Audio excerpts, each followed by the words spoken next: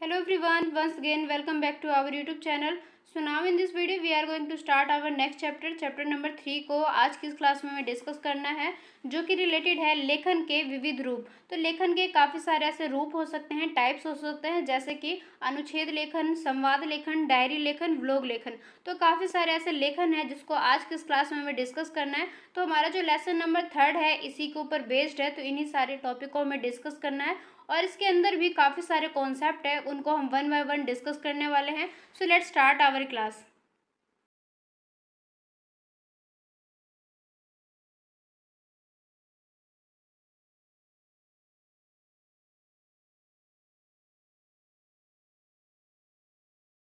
Types है, काफ़ी सारे ऐसे कॉन्सेप्ट है जो कि इस लेसन के अंदर इंक्लूड किए गए। तो यहाँ तक के कॉन्सेप्ट है जो कि हमें वन बाय वन डिस्कस करना है और लेसन को कंप्लीट करना है। तो आज की जो हमारी क्लास है यहाँ से स्टार्ट होने वाली है अनुच्छेद, अर्थ और स्वरूप। तो देखो, जो अनुच्छेद है इसे इंग्लिश में पैराग्राफ का ही अनुवादी शब्द है, मतलब कि जो अनुच्छेद है इसको ही हम इंग्लिश में पैराग्राफ बोलते हैं और पैराग्राफ को ही हम हिंदी में अनुच्छेद बोलते हैं। तो जैसे कि आपको पता है कि हिंदी सब्जेक्ट है, तो इसमें क्या करेंगे, हम थोड़े से प्योर हिंदी को समझेंगे। अनु जिसका शाब्दिक अर्थ होता है कट जाने पर भी अलग या नष्ट न होना। यह मुख्य रूप से किसी साहित्यिक रचना हो गया, पुस्तक आदि के किसी प्रकरण के अंतर्गत वह विशिष्ट अंश होता है जिसमें किसी भी एक विषय या उसके किसी भी अंश की मीमांसा या विवेचना होती है। यहाँ पे हम देखते हैं कि किसी लेख में, निबंध में आदि अपेक्षाकृत लंबी रचना को लेखन कुछ विभागों में विभाजित कर दिया जाता है। मतलब जो लेखक होते हैं वो इसको थोड़े से डिवाइडेड कर देते हैं। तो ऐसे विषय के स्पष्ट विवेचन के लिए किया जाता है ताकि उसको हम क्लियरली समझ पाए। ऐसे विभाजन के समय ये ध्यान में रखना चाहिए कि विशिष्ट विभाग में कोई एक विशिष्ट भाव हो गया, कोई एक स्पेशल हमारे भाव हो गए, विचार हो गए, कोई बात हो गया जो कि पूर्णतः या अंशतः स्पष्ट हो जाए। तो इस प्रकार ये जो विभाग है तथा अनुच्छेद है अपने पूर्ववर्ती परवर्ती अनुच्छेदों से जुड़ा होने पर भी जो भाव विचार है इन्हीं की दृष्टि से सीमा तक पूर्ण भी हो पाता है। तो किसी भी अनुच्छेद में देखें तो एक विषय जो है, एक जो टॉपिक है वो विशेष रहता है। एक भाषा, एक कला, एक शैली, एक वाक्यों की जो क्रमबद्धता है इसके अपेक्षा अनिवार्यता को भी सही रूप से प्रदान करती है। तो चलो, ये इसके बारे में थोड़ा सा डेफिनेशन था, थोड़ा सा नॉर्मल चीज़ें थी। तो यहाँ से आपको क्या समझना है कि अनुच्छेद को पैराग्राफ बोलते हैं और इसके थ्रू हम यही समझेंगे कि पैराग्राफ को किस तरीके से डिवाइड कर दिया जाता है, किस तरीके से उसको समझने के लिए इजी फॉर्म में जो लेखक है वो उसको विभाजित कर दिया जाता है। उसके बाद में जो हमारे नेक्स्ट कॉन्सेप्ट है अनुच्छेद लेखन का महत्व। तो यहाँ से जाके हमारे जो इम्पोर्टेंट टॉपिक है, इम्पोर्टेंट कंटेंट है, हमारे टॉपिक है, ये सारे स्टार्ट होने वाले हैं। तो यहाँ पे हम डिस्कस करेंगे अनुच्छेद लेखन के महत्व, मतलब कि इसके इम्पोर्टेंस के बारे में। तो सबसे पहले हमने क्या डिस्कस किया, अनुच्छेद के जो शाब्दिक अर्थ के आधार पर इसकी रचना का अंश होना अनिवार्य हो जाता है, परंतु क्योंकि आजकल स्वतंत्र रूप से अनुच्छेद लेखन का अभ्यास भी कराया जाता है। विशेषतः देखोगे कि विद्यार्थियों में लेखन कौशल की जो क्षमता है इसका विकास करवाने के लिए जो माध्यमिक कक्षाओं हैं इसकी उपयोगिता को निर्विवाद करते हैं। विद्यार्थियों को सीमित विषय पर अनुच्छेद लेखन के लिए भी कहा जाता है, उनको बता दिया जाता है कि इतने वर्ड्स में आपको ये पैराग्राफ लिखना है, ये आपका टॉपिक है। इसके माध्यम से क्या होता है कि उनके ज्ञान में, उनके कल्पना में, उनके तर्क शक्ति में, भाषिक क्षमता को भी आदि को परखा जाता है, टेस्ट लिया जाता है एक तरीके से, जिससे हम उसके स्किल के बारे में, उसकी इन्फॉर्मेशन में, उसके नॉलेज के बारे में जान सकेंगे। वर्तमान समय में देखिए हिंदी भाषा का जो उपयोग है वो समाज जीवन में विविध क्षेत्रों में बढ़ा हुआ है, लेकिन विभिन्न समाचार पत्र है, पत्रिका है, दूरभाषा के समाचार चैनल है, अनुवाद है आदि में हिंदी का उपयोग बढ़ने से यह आवश्यक प्रतीत होने लगा है कि जो विद्यार्थी है, जो स्टूडेंट है, उनको विभिन्न विषयों पर सीमित शब्दों में, मतलब कम से कम वर्ड्स में अधिकाधिक भाव प्रकट करने की जो क्षमता है उसका विकास हो सके। तभी इन फ्यूचर में जाके वो किसी एक स्पेसिफिक फील्ड में अपने करियर को बना सकते हैं, अगर उनको उनके बारे में इस तरीके से जो कौशल है जिसको हम बोलते हैं स्किल, तो ये अगर उनमें रहेगा। इस दृष्टि से आज भी के सभी सत्रों पर जो विद्यार्थियों हैं उनको अनुच्छेद लेखन का अभ्यास कराया जाता है। तो आपने देखा होगा आपके स्कूल टाइम में भी जो पैराग्राफ है ये आते ही है, आपके कॉलेज टाइम में भी आते हैं। मतलब कि जब तक हम स्टडी करते रहते हैं एक स्कूल कॉलेज में, तो यहाँ पर ये जो पैराग्राफ है हमें हमेशा देखने को मिलता है, जिसके थ्रू जो भी एक स्पेसिफिक टॉपिक रहता है उसमें डिस्कस रहता है। कई बार उसमें से एक खुद से भी बनाने के लिए दे दिया जाता है कि आप इसके बारे में बताएं क्या क्या आपने समझा। कई बार उसके बेस पे क्वेश्चन आंसर भी दे दिए जाते हैं। तो इनका जो मेन मकसद ये रहता है कि ताकि विद्यार्थियों के, स्टूडेंट के जो स्किल है, नॉलेज है, इनको इन्हेंस कर सके। उसके बाद में जो नेक्स्ट है, अच्छे अनुच्छेद लेखन की क्या क्या विशेषताएं होनी चाहिए, कि एक सही तरीके से जो हम पैराग्राफ को लिखेंगे तो यहाँ पर उसकी कौन कौन सी जो फीचर है, कैरेक्टर है, वो यहाँ पर होने चाहिए। अब देखो, जैसे कि हम डिस्कस करने वाले हैं अच्छे अनुच्छेद। तो अच्छे अनुच्छेद के बारे में, ये श्रेष्ठ अनुच्छेद के लेखन की कोई निश्चित परिभाषा तो नहीं दी गई है कि किस तरीके से, मान लो अगर मैं आपको कुछ काम करने के लिए 10 चीज़ें बता दूं कि अगर ये 10 चीज़ें हो जाएंगे तो आपको आपका जो काम है वो कंप्लीट माना जाएगा। सेम इसी तरीके से लेखन में इस तरीके से कोई भी बात नहीं बताया गया जिसके थ्रू हम दोनों में कंपैरिजन कर सके कि जो हमारा अनुच्छेद है बिल्कुल अच्छा या श्रेष्ठ है। लेकिन प्रत्येक विद्यार्थी जो है अपनी योग्यता, अपनी क्षमता अनुसार ही अपने विषय या शैली को विशिष्ट रूप दे सकता है। जिसके पास में जैसी नॉलेज है, जैसे स्किल है, वो उसके बेस पर ही अपने अनुच्छेद को बेहतर करने की कोशिश करता है। मतलब कि हम अपने अपने स्किल के बेस पे ही, जितना हमारा स्किल है, जितना हमारे पास में नॉलेज है, हम उन्हीं के बेस पर अपने अनुच्छेद को अट्रैक्टिव बनाने की कोशिश करते हैं। तो एक अच्छे अनुच्छेद के लिए निम्नलिखित बातें हो सकती है, मतलब कि बिल्कुल 100% ये नहीं बताया कि इन्हीं लाइनों के बेस पर बताया जाएगा कि आपका अनुच्छेद सही है या नहीं है, बट कुछ पॉइंट है जिसके थ्रू हम हेल्प ले सकते हैं कि हमारा जो अनुच्छेद है वो बिल्कुल सही बना हुआ है। तो सबसे पहले जो फर्स्ट पॉइंट है, यदि हम अनुच्छेद को किसी रचना का एक अंश माने, कि हम ऐसा मान के चले कि हमारा जो पैराग्राफ है वो किसी रचना का एक उसका पार्ट है, अंश है, तो इससे संबंधित विषय का कोई भी जो एक अंश है अपने पूर्ण भाव या विचारण के साथ है। तो इसके रिलेटेड में अगर कोई भी जो टॉपिक है उसका कोई भी जो एक पार्ट आए, अंश आए, तो उसको हम पूर्ण भाव के रूप में या पूर्ण विचार के साथ में आए, तो ऐसा होना चाहिए। उसके बाद में नेक्स्ट है, स्वतंत्र अनुच्छेद रचना के समय ये भी बात ध्यान में रखना होगा कि इससे संबंधित जो टॉपिक है, विषय है, इसमें सभी पक्षों का समावेश हो जाए, कि हमारा जो भी टॉपिक है उसमें जो रिलेवेंट चीज़ें हैं वो सारा इसमें हो सके, समावेश हो सके। अगर कोई पक्ष छूट भी जाएगा तो उससे अनुच्छेद का जो दोष है वो माना जाता है, कि अगर कोई भी इम्पोर्टेंट चीज़ें हम नहीं बताते हैं तो उस कंडीशन में हमारा जो पैराग्राफ है वो थोड़ा सा इम्पोर्टेंट नहीं माना जाएगा। तो हमें क्या करना है, इन सारी बातों का ध्यान में रखना है। उसके बाद में जो थर्ड पॉइंट है, अनुच्छेद और निबंध के विषय में अंतर होता है। तो ऐसा मत सोचना कि पैराग्राफ है और जो निबंध है ये दोनों सेम ही होते हैं, इन दोनों में अंतर होता है। निबंध जो है ऐसे विषय पर लिखा जाता है जिसका बहुत विस्तृत आयाम है, लेकिन जो अनुच्छेद है वो विषय का जो अंश मात्र हो सकता है, परंतु जो स्वतंत्र अनुच्छेद का विषय जो है वो सीमित आयामों वाला होना चाहिए। मतलब कि दोनों में डिफरेंस है। दोनों में डिफरेंस ये है कि अगर हम निबंध की बात करें तो ये ऐसे टॉपिक पर लिखा जाता है जहाँ पर इसका जो एरिया है वो काफ़ी ज़्यादा बड़ा है, इसके पास में काफ़ी सारे आयाम है। वहीं अगर अनुच्छेद की बात करें तो यहाँ पे थोड़ा सा लिमिट हो जाता है। फोर्थ पॉइंट है, अनुच्छेद लिखते समय वर्णन में संतुलन रहे, इसका ध्यान रखना आवश्यक हो जाता है, क्योंकि संभवतः हो सकता है कि किसी व्यक्ति को रुचि या अरुचि के विषय में अनुच्छेद लिखना हो और वह उसे अति विस्तृत और अधिक मतलब ज़्यादा विस्तृत भी ना कर दे और ज़्यादा संकुचित भी ना कर दे। तो इन्फॉर्मेशन को जब हम प्रोवाइड करेंगे तो वहाँ पर बैलेंस होना चाहिए, कि यहाँ पर एग्जाम्पल के लिए बताया गया है कि अगर मान लो हम किसी व्यक्ति के रुचि, इंटरेस्ट और उसका इंटरेस्ट नहीं है, अगर इस टॉपिक पर अनुच्छेद लिखते हैं तो हमें क्या करना है, बैलेंस बना के रखना है, ताकि ज़्यादा भी मतलब विस्तृत भी ना कर दे और ज़्यादा से ज़्यादा संकुचित मतलब कम भी ना कर दे। तो हमें एक बैलेंस बना के रखना है अपने इन्फॉर्मेशन में, अपने पैराग्राफ के अंदर।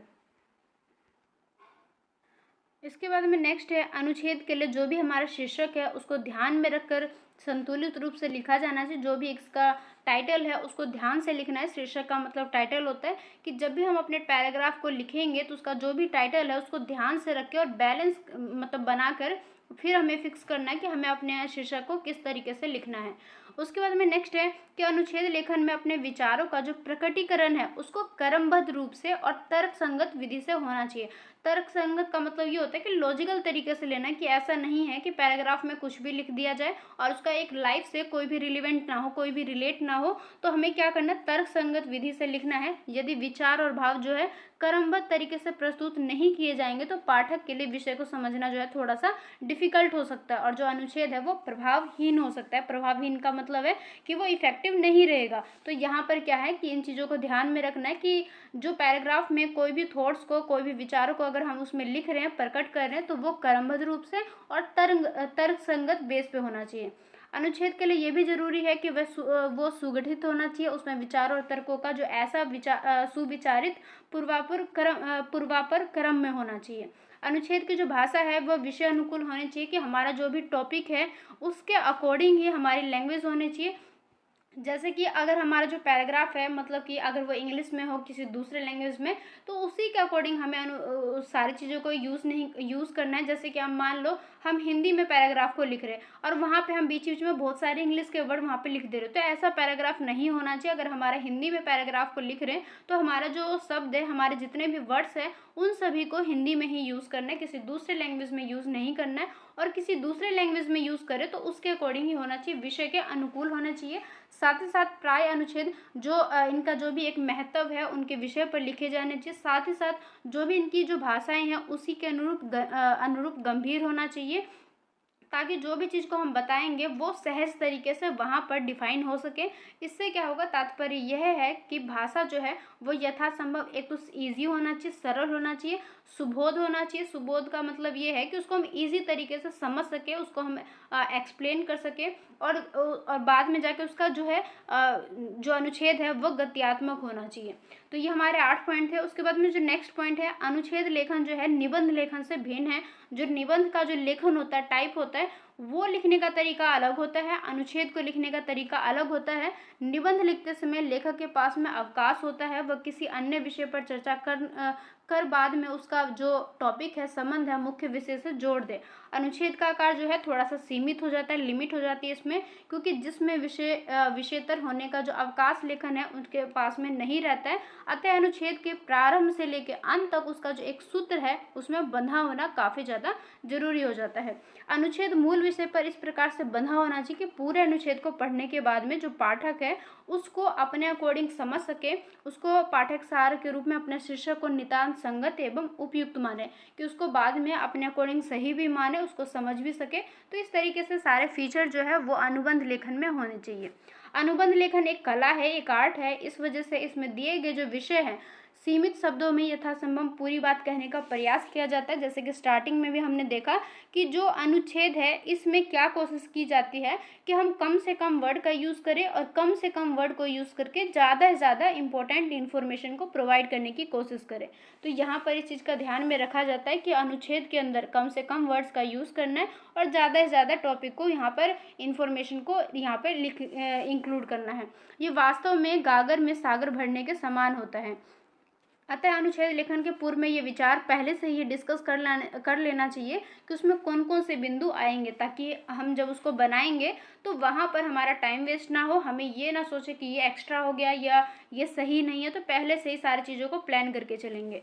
अनुच्छेद में जो भी विषय का विस्तार है वो इस रूप में करना चाहिए ताकि उसका जो भी एक टाइटल है, शीर्षक है, उसका उद्देश्य बन जाए, कि जो भी हमारा टाइटल है वो एक तरीके से हमारा ऑब्जेक्टिव बन जाए। तो इस चीज़ को हमें ध्यान में रखना है। इसके लिए जो हम क्या करेंगे, प्रारंभिक पंक्तियों में भूमिका हो भी सकती है और नहीं भी हो सकती, परंतु जो लेखक है जो कि इस अनुच्छेद को लिखेगा उसको ये चाहिए कि उसका जो विषय है कि सूत्र एक एक कर खोलता जाए और निष्कर्ष पर पहुंच जाए, कि हमारा स्टार्टिंग ही ऐसी होनी चाहिए जहाँ से डायरेक्टली इन्फॉर्मेशन हमें मिल सके, और जैसे जैसे हम उस पैराग्राफ को पढ़ते जाए, आगे बढ़ते जाए, हमें तरह तरह की जो इन्फॉर्मेशन है वो मिल सके और लास्ट में जाके हम निष्कर्ष पर पहुँच सकें।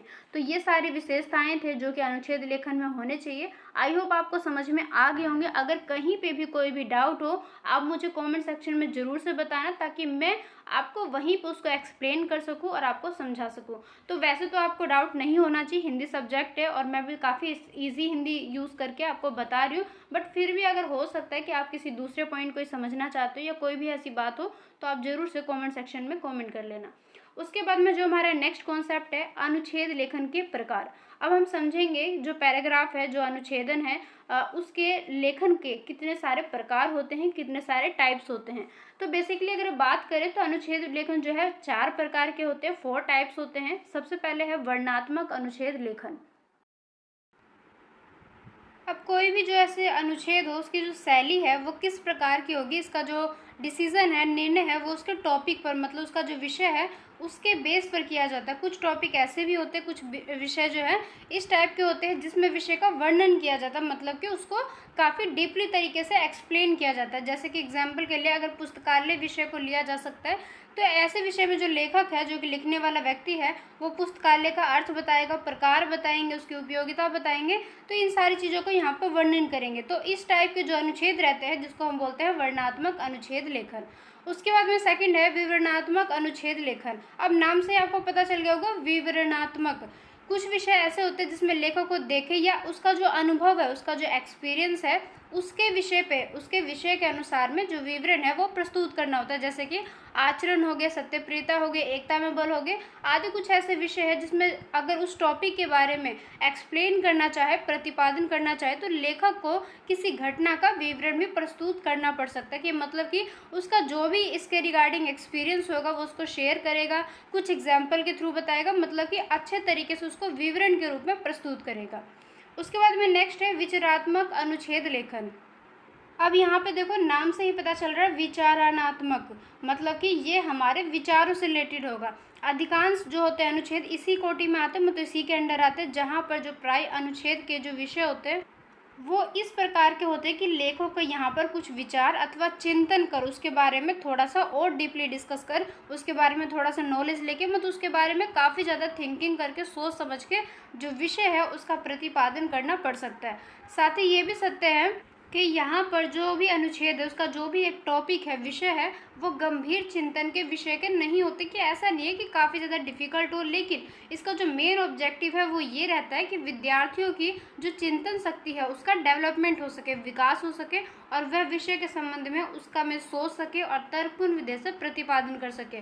मतलब कि जो स्टूडेंट है उनको जो उनका एक चिंतन शक्ति है, सोचने की जो शक्ति है, वो डेवलप हो सके, उनका स्किल इस तरीके से हो जाए ताकि वो किसी भी विषय के संबंध में ज़्यादा से ज़्यादा सोच सके, और साथ ही साथ वो उसको तर्कपूर्ण विधि से, तर्कपूर्ण का मतलब होता है लॉजिकल तरीके से, उसको प्रतिपादन कर सके।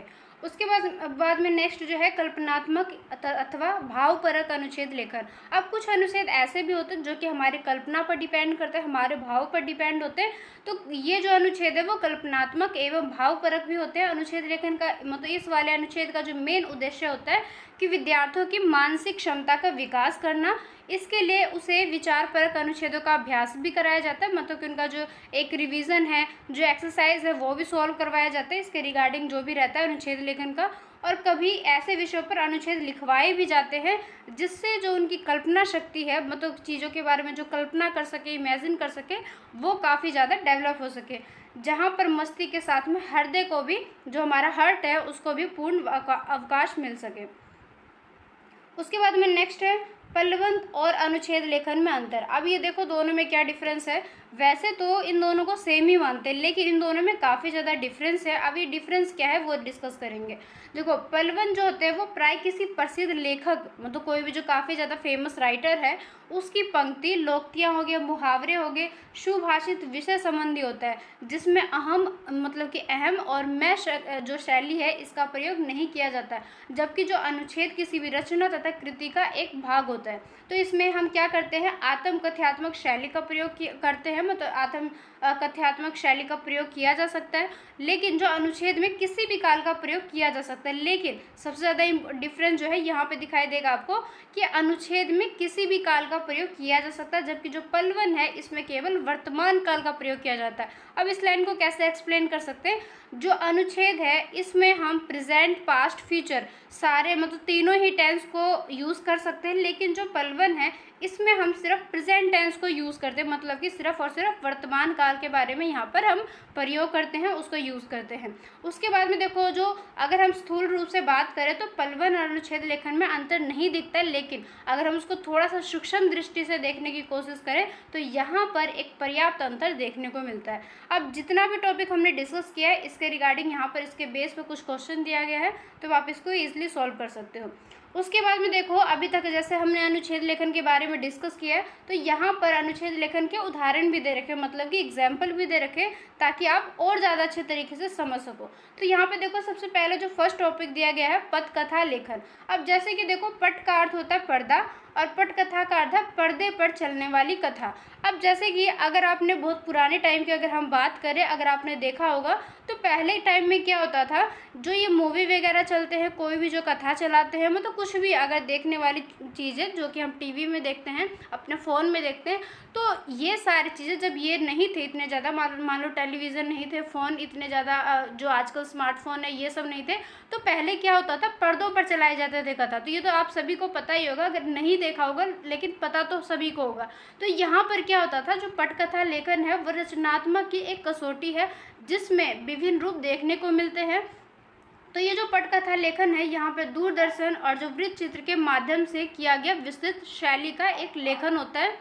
साथ ही जो पटकथा लेखन है वो सृजनात्मक तकनीकी लेखन होता है और आम लेखन से बिल्कुल भिन्न होता है। मतलब जो एक नॉर्मल जो रिटर्न होता है, लेखन होता है, उससे थोड़ा सा डिफरेंस होता है, लेकिन जिसे दृश्यों के आधार पर लिखा जाता है या दिखाया जाता है। पटकथा लेखन वही सफल लेखक जो पटकथा को लिखते हैं वो लेखक वही सफल हो पाते हैं जिससे लेखन के साथ साथ निर्देशन, संपादन और छायांकन कुछ ना कुछ अनुभव होता है। मतलब कि हर काम के, अगर किसी भी काम को देख लो, अगर करने के लिए सबसे पहले अगर वो कोई भी जो पर्सन है वो इस तरह के काम करता है तो उसके पास में इस तरीके के नॉलेज होना चाहिए, स्किल होना चाहिए, ताकि वो उसको सही तरीके से कर सके। तो सेम ऐसे यहाँ पे बताया गया है कि जो पटकथा लेखक है वो वही सफल होता है, सक्सेस हो पाता है जिसके पास में ये सारे गुण पाए जाते हैं। यहाँ पर एक बेहतर पटकथाकार जो होते हैं इनके लिए काफ़ी ज़्यादा इम्पोर्टेंट है, आवश्यक है कि उन्हें हर क्षेत्र में दक्षता हो, कि हर क्षेत्र में उनके पास में ये एक क्षमता होनी चाहिए, एक स्किल होना चाहिए। कहानी हो, चाहे दृश्य हो, चाहे संवाद पटकथा हो, कि आवश्यक शस्त्र वही होते हैं जिनके आधार पर जो पटकथा है इसकी नींव रखी जाती है। मतलब इसका जो बेस है वो इसी पे डिपेंड करता है। जिसकी शानदार पटकथा होगी उतनी ही ज़्यादा फिल्म बनेगी। कि होता है ना कि जितनी ज़्यादा स्टोरी अच्छी होती है कि उतनी ज़्यादा वो मूवी चल जाती है। तो सेम यही चीज़ बताया कि जितनी अच्छी पटकथा होगी उतनी ही ज़्यादा वो जो चलचित्र है, दृश्य है, वो ज़्यादा से ज़्यादा लोगों के बीच में फेमस हो पाता है। इलेक्ट्रॉनिक मीडिया के संसाधनों के माध्यम से सिनेमा में हम जान आ सकती है। पिछले दशक की तुलना में आधुनिक युग में फिल्म सफ़र ने कई गुना तरक्की की है। ये थोड़ा सा पिछले की बात कर रहे हैं, वहाँ पर ये बता रहे हैं कि जिस तरीके से पर्दे पे दिखाया जाता है आधुनिक टाइम में फिल्म ने काफ़ी ज़्यादा तरक्की कर लिया है। तो ये उस टाइम का बता रहे हैं। इसका जो पूरा श्रेय है वो इलेक्ट्रॉनिक मीडिया को जाता है। लेखक के तकनीकी ज्ञान के साथ में उसका जो एक व्यवहारिक अनुभव है, मतलब जो उसका एक पर्सनल एक्सपीरियंस है, वो भी काफ़ी ज़्यादा आवश्यक हो जाता है। जो पटकथा लेखक के द्वारा बहुत ही ऐसे पड़ाव होते हैं जो कि सैद्धांतिक ज्ञान से बिल्कुल भी अलग होते हैं। तो ये एक पटकथा था। इसी के साथ में एक जीवन मूल्य भी दिया गया है। ये हमारे लाइफ से रिलेटेड है कि हमारे लाइफ में हमारी जो सभ्यता है, संस्कृति है, या अतीत में की महत्व देख लो, मतलब कि हमारी ईमानदारी करना, मतलब कि हमारे लाइफ से रिलेटेड है। तो इसको भी आप रीड कर लेना, इजी सा, इसमें कोई भी कन्फ्यूज़न नहीं होगा, छोटा सा ही है, ज़्यादा आपको दिक्कत नहीं होगा, क्योंकि ये एक एग्जाम्पल दे रखा है बस समझने के लिए। चाहे आप इसको रीड कर लेना, और चाहे तो आप किसी दूसरे टॉपिक पे भी अगर मान लो ये क्वेश्चन आ जाता है एग्जाम में, तो आप क्या कर सकते हो, अनुच्छेद रेखन को अच्छे तरीके से सारे कॉन्सेप्ट को समझ के और एक एग्जाम्पल किसी और पे भी दे सकते हो। ऐसा नहीं है कि आपके सिलेबस में ये 2 दिया गया है तो आपको ये 2 ही करना, आप किसी तीसरे को भी यहाँ पर ऐड कर सकते हो। उसके बाद में जो हमारा नेक्स्ट कॉन्सेप्ट है डायरी लेखन, इसका हम सबसे पहले अभिप्राय समझेंगे। अभिप्राय का मतलब होता है इनके डेफिनेशन के बारे में, इसके मीनिंग के बारे में डिस्कस करेंगे और फिर उसके स्वरूप के बारे में डिस्कस करेंगे। तो देखो, हम जैसे कि आप होगे, मैं होगे, हमारा पूरा जो समाज है, मतलब कि मनुष्य जितने भी है वो एक सामाजिक प्राणी है, और समाज में क्या करता है, अपनी अनुभूति का, अपनी संवेदनाएं का, अपने भावनाओं को विभिन्न प्रकार से अभिव्यक्त करना चाहता है। मतलब कि एक दूसरे के साथ में अपनी फीलिंग हो गया, प्रॉब्लम हो गया, मतलब कुछ भी चीज़ें हैं वो हम क्या करना चाहते हैं, दूसरों के साथ में अभिव्यक्त करना चाहते हैं, शेयर करना चाहते हैं, डिस्कस करना चाहते हैं। इसका जो अंतस है वो बाहर अभिव्यक्ति के लिए कुलाचे भरता है। इसलिए मनुष्य विभिन्न संबंधों में अपनी अनुभूतियों को दूसरे के साथ में अभिव्यक्त करता है। मतलब कि हमारे जो भी एक पर्सनली ओपिनियन रहता है, एक्सपीरियंस रहता है, नॉलेज रहता है, स्किल रहता है, कोई प्रॉब्लम रहता है, या कोई भी एक नॉर्मल सी बात हुई, हम क्या करते हैं, दूसरों के साथ में उसको अभिव्यक्त करते हैं। जहाँ व्यक्ति जो है एकाकी होता है, वहाँ प्रकृति की क्रोध में जाकर वो पेड़ों से लिपटकर सुख या दुख की अभिव्यक्त कर लेता है। अभिव्यक्ति के विभिन्न माध्यमों में हम बोलकर, लिखकर अपनी बातों को प्रस्तुत करते हैं, चाहे हम रिटर्न यूज़ करें, चाहे ओरल यूज़ करें, किसी भी फॉर्म का यूज़ करें, हमारे ऊपर डिपेंड है कि हमें अपनी बातों को किस तरीके से सामने वाले पर्सन तक पहुंचाना है। अब चाहे प्रिंट हो गया, इलेक्ट्रॉनिक हो गया, काफ़ी टाइप के इस तरीके से माध्यम आ गए हैं आजकल, जो कि अभिव्यक्ति में एक सहायता दिखाई देते, सहायक दिखाई देते, मतलब कि हमारी हेल्प करते हैं। अब ये हेल्प करने वाले इंस्ट्रूमेंट कैसे हो गए, जैसे कि देखो, अगर हम किसी से कॉल पे बात करें तो यहाँ पे देखो फ़ोन हमारे बीच में हेल्प कर रहा है, इंटरनेट हो गया, बीच में जितने भी मीडियम ऐसे हैं जो कि हमारे दूसरों के साथ में कन्वर्सेशन करने में हेल्प करते हैं, कम्युनिकेशन करने में हेल्प करते हैं, ये सारे हमारे माध्यम कहलाते हैं। तो यहाँ पर देखो लेकिन जो साहित्य की विभिन्न ऐसे गद्य विधाओं में जहाँ कहानी हो गई, नाटक, निबंध हो गए, उपन्यास हो गया, आत्मकथा होगी, ये सभी हमारे जीवन के अंदर आते हैं। वही डायरी भी एक विधा के रूप में उभर कर आई है। शहरी वातावरण में देखें तो शिक्षित व्यक्ति डायरी जैसी विधा को आधार बनाकर उसमें बातें करते हुए अपने दिल की सभी भावनाओं को उसमें उड़ेल देता है। मतलब कि होता है ना कि कई की ऐसी आदत होती है कि वो क्या करेंगे, अगर उनके मन में कुछ चल रहा है या वो अपनी लाइफ में जो भी कुछ करते हैं उसको एक डायरी के रूप में लिख लेते हैं, मतलब डायरी बना लेते हैं जिसमें अपने रोज़ की चीज़ें लिखते हैं, चाहे रोज़ का ना लिखे तो कुछ कुछ टाइम पे लिखते हैं। तो ये क्या होता है कि कुछ पर्सन की ऐसी आदत होती है जो कि अपने डायरी को अपनी लाइफ का एक पार्ट बना लेते हैं, जिसमें वो हर चीज़ को शेयर करते हैं। उनको लगता है कि यहाँ पर उनकी जो बात है वो बिल्कुल सीक्रेट है, कोई भी उसको देख नहीं सकता, सुन नहीं सकता, मतलब उनके बीच में काफ़ी ज़्यादा प्राइवेसी है यहाँ पे। तो डायरी से अभिप्राय काफ़ी ज़्यादा मोटे गद्दे की जल्द वाली एक नोटबुक से है, जिसमें 365 दिन के लिए 365 पृष्ठ होते हैं, मतलब पेजेस होते हैं, और उसमें कोई भी अपने जीवन के 365 दिनों से भी ज़्यादा संबंधित सूचना को, अनुभव को, जो भी हमारे लाइफ से रिलेटेड उसको हम वहाँ पर लिखकर प्रस्तुत कर सकते हैं। क्योंकि ये काफ़ी सारे लोगों की आदत भी होती है कि हमारी जो भी डेली रूटीन में जो भी चल रहा है उसको लास्ट में जाके अपने दिन भर की जो भी बातें रहती है उसको में शेयर करते हैं, चाहे उनका दिन अच्छा गया हो, बुरा गया होगा, जिस भी तरीके से गया हो वो उसको उसमें शेयर करते हैं। सामान्यतः क्या होता है कि डायरी लेखन में जब चर्चा होती है तो उसका अभिप्राय दिन भर की घटनाओं का लेखा जोखा, मतलब हमारे दिन भर में जो भी चीज़ हुआ उसको उसमें शेयर करते हैं। वस्तुतः क्या होता है, दिन भर में जिन घटनाओं, गतिविधियों या विचारों से हम गुजरते हैं, मतलब कि हमने जो भी एक्टिविटीज़ की है, जो भी काम किए हैं, जो भी थॉट्स हमारे मन में आ रहे हैं, उन्हें भी हम डायरी के पृष्ठों पर लिखते हैं, जिसे हम कला भी बोलते हैं। क्योंकि ये एक लोगों की अपनी अपनी कला हो जाती है, कुछ लोगों को ऐसा नहीं पसंद, कुछ को ऐसा पसंद होता है। तो आप सब में से ज़रूर बताना कमेंट सेक्शन में कि आप में से किस किस को पसंद है इस तरीके से चीज़ें। ये जो लेखन है ये मूलतः हमारे अपने उपयोग एवं उपभोग के लिए होता है, मतलब कि काफ़ी ज़्यादा रिक्वायरमेंट नहीं है, लेकिन ये हमारी एक पर्सनल चॉइस है, मतलब ये हमारे उपयोग एवं हमारे उपभोग के लिए होता है, जहाँ पर हमारा जो एक पर्सनली है वो हम सुखाई के रूप में होता है। लेकिन ये भी सच है कि पिछले कुछ दशकों में ऐसा जो लेखन है एक विधा के रूप में पाठक समाज के बीच में काफ़ी ज़्यादा पॉपुलर हुआ है, लोकप्रिय हुआ है, और ये हमारे सुखाई से ये परंपरागत सुखाई की ओर में परिवर्तित हुआ। तो ये डायरी के बारे में थोड़ा सा इसके बारे में एक्सप्लेनेशन था। उसके बाद में है डायरी लेखन और प्रस्तुतिकरण के रूप, कि डायरी में जो भी हम लिखते हैं उसको प्रस्तुतिकरण करते हैं, प्रस्तुत करते हैं, तो वो किस किस तरीके से करते हैं। तो सबसे पहले देखो 1942 के समय में जो एनी फ्रैंक नामक एक किशोरी की पहली डायरी सामने आती है, जो एक उदाहरण है डायरी लेखन की परंपरा पुरानी है। मतलब कि ये सबसे स्टार्टिंग वाली बात बता रहे, जहाँ से डायरी लेखन की जो स्टार्टिंग है वो हुई है। तो यहाँ पर उन्होंने देखा कि मतलब कि जो फ्रैंक नामक एक बच्चा था उसकी जो डायरी है वो सबसे पहले सामने आई थी। तो ये काफ़ी ज़्यादा परंपरा है, मतलब काफ़ी ज़्यादा पुरानी चीज़ है। हिंदी में पिछले कुछ दशकों में कई रचनाकारों ने डायरी लिखी, जैसे कि मोहन राकेश की डायरी, रमेश चंद्र शाह की डायरी, जो किताब के रूप में छप चुकी है। मतलब कि उन्होंने अपनी डायरी में जिन भी चीज़ों को, अपने एक्सपीरियंस को, जो भी अपने लाइफ से रिलेट करके शेयर किया, बाद में जाके इसको एक बुक्स बना दी गई ताकि लोग इनके बारे में समझ सके, थोड़ा सा नॉलेज ले सकें, जिसे पढ़कर हम अपनी निजी ज़िंदगी में झांक सकते हैं, अपनी लाइफ को थोड़ा सा बेहतर की तरफ में ले जा सकते हो, थोड़ा सा यहाँ पर नॉलेज ले सकते हैं। ये डायरियाँ बड़े चाव से पढ़ी जाती है। मतलब क्या होता है ना कि उन्होंने अपने डायरी में क्या लिखा होगा, तो आदमी क्या करता है, बहुत ही ज़्यादा इंटरेस्ट लेके उस चीज़ को पढ़ना चाहते हैं। तो यहाँ पर यही बताया गया कि जो डायरी है वो बड़े चाव से पढ़ी जाती है, जो मुक्तिबोध की एक साहित्य की डायरी है, इसे प्रसिद्ध जो काफ़ी ज़्यादा पॉपुलर डायरी है उनमें गिनी जाती है। जो समकालीन पत्र पत्रिकाओं में भी रचनाकारों ने डायरियों के अंश छपते रहे, तो ये काफ़ी टाइम से चलता हुआ आ रहा है। ये नहीं है कि आज के लोग ही इस चीज़ को पसंद करते हैं, काफ़ी परंपरा वाली टाइम से चलने वाली चीज़ें हैं। और कुछ लेखक ऐसे हैं जिन्होंने अपनी डायरी को इस तरीके से लिखा कि आज के टाइम में वो एक बुक्स बन के आई है, जो कि जिससे हम आज के टाइम में भी जान सकें और उनके जो भी एक पर्सनल एक्सपीरियंस था, ओपिनियन था, उन सभी के बारे में जान सकें। लेकिन इन सभी बातों का मतलब ये बिल्कुल भी नहीं है कि डायरी सचमुच कहानी, उपन्यास हो गया, कविता, नाटक की तरह पाठकों के लिए लिखी जाने के लिए कुछ खास तरह की रचनाओं का विधागत नाम है। डायरी को अगर हम मूलतः बोले तो मूलतः डायरी के रूप में ना लिखकर अधिकांशतः उपन्यास, जीवन हो गए या आत्मकथा का रूप मिलता है, जैसे एक नौकर की डायरी हो गया, एक मास्टर मनबोध की डायरी हो गई। इस तरीके से हमें देखने को मिलता है, जो कि एक आत्मकथा के रूप में मिलता है।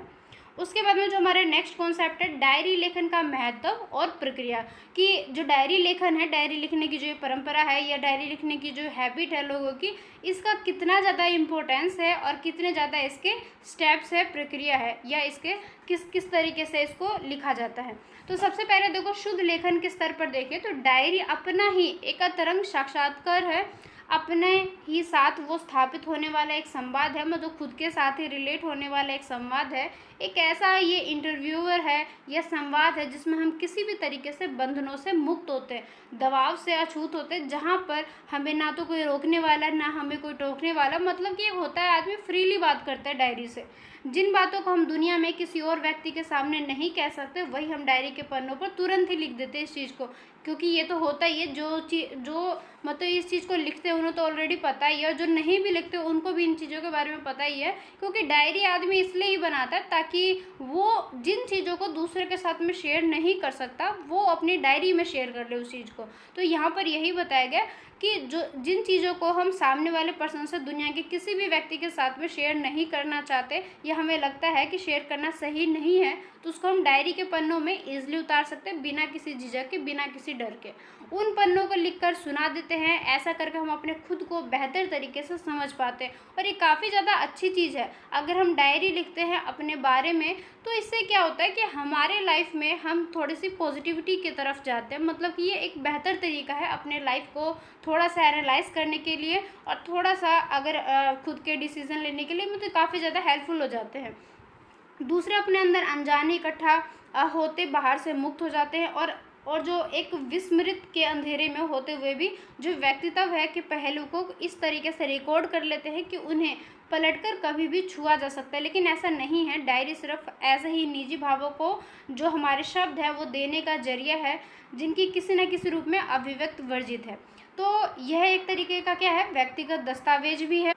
जैसे आप देखोगे कि लोगों के काफ़ी सारे ऐसे डॉक्यूमेंट रहते हैं, आधार कार्ड हो गए, पैन कार्ड हो गए, तो इस तरीके से डायरी भी एक क्या है, एक व्यक्तिगत दस्तावेज है, एक हमारा एक पर्सनल डॉक्यूमेंट्स है, जिसमें हम अपने जीवन के खास स्थान हो गए, किसी समय के बारे में हो गए, कि अपने मन में जो भी हमारी चल रहे, चाहे हमारा गुस्सा हो, चाहे हमारे विचार हो, यादें हो, मुलाकातें हो, कुछ भी चीज़ जो हमारे लाइफ से रिलेट करती है, उसको हम अपने डायरी में लिखकर अपनी बातों को शेयर करते हैं।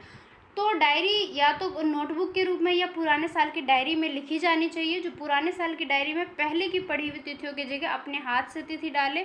ये थोड़ा सा बता रखा है कि अगर कोई डायरी लिखता है तो उसे किस तरीके से लिखना चाहिए। ये सुझाव इसलिए दिया जाता है क्योंकि कहीं मौजूद साल की डायरी में तिथियों के अनुसार बने हुए सीमित स्थान से अपने को हम बंधा हुआ महसूस ना करें, कि अगर हम लगता है हमें कि जो हमारी डायरी है उसमें हम खुद से ही डेट्स को डालें, ताकि बाद में जाकर हमें कहीं पे भी बंधा हुआ महसूस ना करें। हम किसी भी दिन तो 3 पंक्तियाँ लिखना चाहते हैं, कभी अपनी बात को 5 पन्नों में कहना चाहते हैं। कहने का मतलब ये है, मैं आपको एग्जांपल के थ्रू बताती हूँ।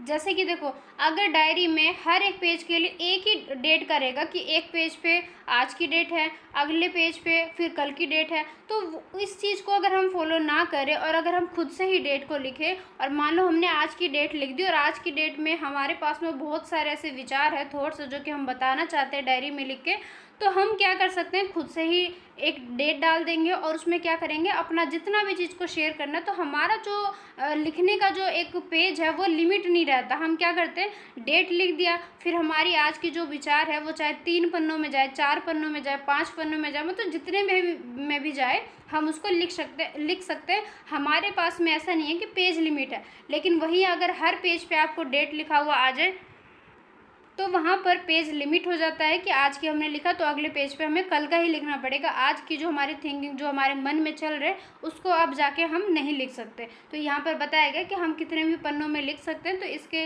लिए एक बेस्ट सुझाव है, सजेशन है कि खुद से ही डेट को डालें। ऐसा नहीं है कि जो डायरी में डेट दिया गया है उसके अकॉर्डिंग ही हम चलें। डायरी लेखन को सभी प्रकार के दबावों से मुक्त रहना चाहिए। उसमें किसी भी प्रकार के जो बंधन है वो नहीं होने चाहिए। इसमें दिन प्रतिदिन की जो भी हमारे घटनाएं हैं, मुलाकातें हैं, इनको हम आदि को लिपिबद्ध करना चाहिए, मतलब कि उसको एक सही तरीके से डिफाइन करना चाहिए।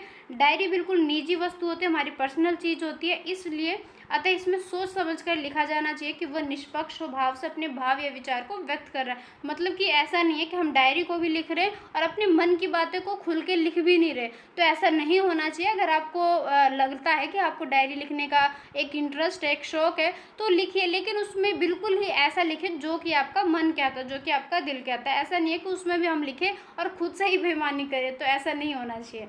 यह आवश्यक नहीं है कि डायरी जो है हमारी मानक भाषा शैली में लिखी जाए या जो हमारी भाषा है वो परिष्कृत नहीं होना चाहिए। डायरी लेखन में समझौते के लिए कोई भी स्थान नहीं होता है। इसमें सहज अभिव्यक्ति और धारा प्रवाह शैली होनी चाहिए। डायरी लिखने का कोई निश्चित नियम भी नहीं है, जो दिल में आता है वही लिखो, क्योंकि ये डायरी का तो वही है ही, जो हमारी पर्सनल चीज़ है। अब यहाँ पे हमें कोई ग्रामर को फॉलो नहीं करना है, कोई एक हमारे पास में फॉर्मेट नहीं है कि हम फॉर्मेट को फॉलो करें। हमारा जैसा भी मन करेगा, हमारा दिल जो कहेगा हम उसी को लिखेंगे, किंतु हमारी ज़िंदगी से जुड़ी बातें होनी चाहिए।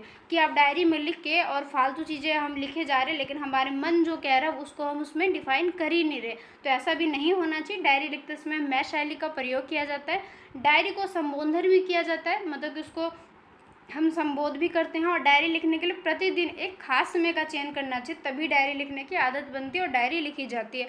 कि एक टाइमिंग होती है, चाहे हम बीच बीच में लिखें पूरे दिन में, या शाम को जाके या रात में जाके एक टाइम में पूरे दिन की बात बता दें। तो हमारे ऊपर है कि हमें किस तरीके से मन करता है, हमें कौन सा टाइम सही लगता है, सूटेबल लगता है, तो हमें अपने अकॉर्डिंग चलना है। ऐसा नहीं है कि कोई ऐसा कर रहा है तो हमें भी वैसा करना है, नहीं। आपका जो भी दिल कह रहा है, जो भी मन कह रहा है, उसी के अकॉर्डिंग में डायरी लिखा जाएगा। तो देखो, ये आपके सिलेबस का एक पार्ट था, ये इसलिए दिया गया है ताकि एक जो हमारी लाइफ है उसको एनालाइज करने का एक तरीका मिल सके, और इसको लिख के हम थोड़ा सा अपनी लाइफ में आगे एक पॉजिटिव के वाइब्स की तरफ में हम जा सके। अब यहाँ पर एग्जांपल के लिए यहाँ पे बहुत प्रश्न दिए गए हैं, जिसके थ्रू आप जितना भी अभी तक हमने कॉन्सेप्ट को समझा है उसके बेस पर यहाँ पे दिया गया है, तो आप इसको ईजिली सॉल्व कर सकते हो। अब यहाँ पे देखो, डायरी लेखन का एक उदाहरण भी दिया गया, मतलब कि अभी तक हमने जिन भी चीज़ों को डिस्कस किया है उसके बेस पर यहाँ पर एक डायरी दिया गया है। इसको आप पढ़ना, काफ़ी ज़्यादा इंटरेस्टिंग है।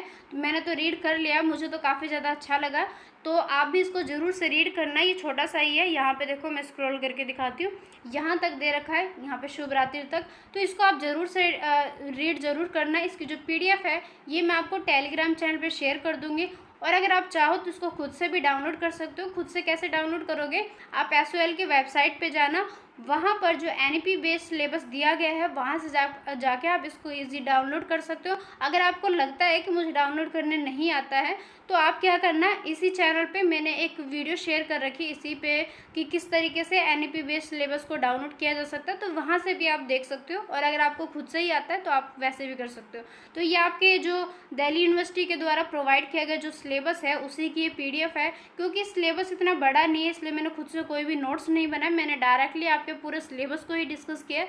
ये मैं इसलिए भी करती हूँ क्योंकि देखो, नोट्स में क्या होता है ना, कुछ चीज़ें हमें इग्नोर करनी पड़ती है, ये कुछ लाइन ऐसा लगता है जो कि हमें लगता है काफ़ी ज़्यादा इंपॉर्टेंट नहीं है, तो इसको स्किप कर देते हैं। बट ऐसा नहीं है। देखो, पढ़ना या लिखना या समझना हर चीज़ को चाहिए, तभी आप जाके एग्ज़ाम में एक अच्छे मार्क्स को लेके आ सकते हो। क्योंकि अगर आप लिमिट चीज़ों को ही पढ़ के जाओगे तो वहाँ पर जाके उस लिमिट चीज़ में से भी कुछ चीज़ें ऐसे हैं जो कि आप भूल जाओगे।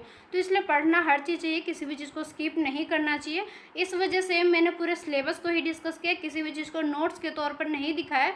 तो आप इसको ईज़िली डाउनलोड कर लेना, चाहे तो टेलीग्राम चैनल पे जाके वहाँ से भी देख लेना, मैं आपको शेयर कर दूँगी। तो आप इसको ज़रूर से रीड करना और मेरे को कमेंट सेक्शन में ज़रूर से बताना कि आपको ये जो यहाँ पे दिया गया है डायरी, वो आपको कैसी लगी। उसके बाद में जो हमारे नेक्स्ट कॉन्सेप्ट है संवाद, अभिप्राय और स्वरूप। तो यहाँ से ये जो हमारे टॉपिक है, कॉन्सेप्ट है, इसको हम अपनी नेक्स्ट क्लास में, मतलब कि इसी लेसन की जो पार्ट 2 क्लास आएगी उसमें डिस्कस करेंगे। तो आज की इस क्लास में बस इतना ही रख लेते हैं। सजेशन में ज़रूर से बताना कि और फीडबैक ज़रूर से देना कि आज की क्लास आपको कैसी लगी। आपके पास में कोई भी सजेशन हो रिगार्डिंग क्लासेस तो उसको भी ज़रूर से शेयर करना। कोई प्रॉब्लम हो, कोई भी कन्फ्यूज़न हो या कोई भी लाइन अगर आप मुझसे पूछना चाहते हो तो उसको कमेंट सेक्शन में ज़रूर से बताना। क्लासेस को लाइक और शेयर करना ना भूलें, और साथ ही अगर आपने अभी तक चैनल को सब्सक्राइब नहीं किया तो सब्सक्राइब ज़रूर से कर लेना, क्योंकि इस चैनल पे आपको काफ़ी सारे ऐसे क्लासेस मिल जाएंगे जो कि बिल्कुल प्लेलिस्ट में मिल जाती है।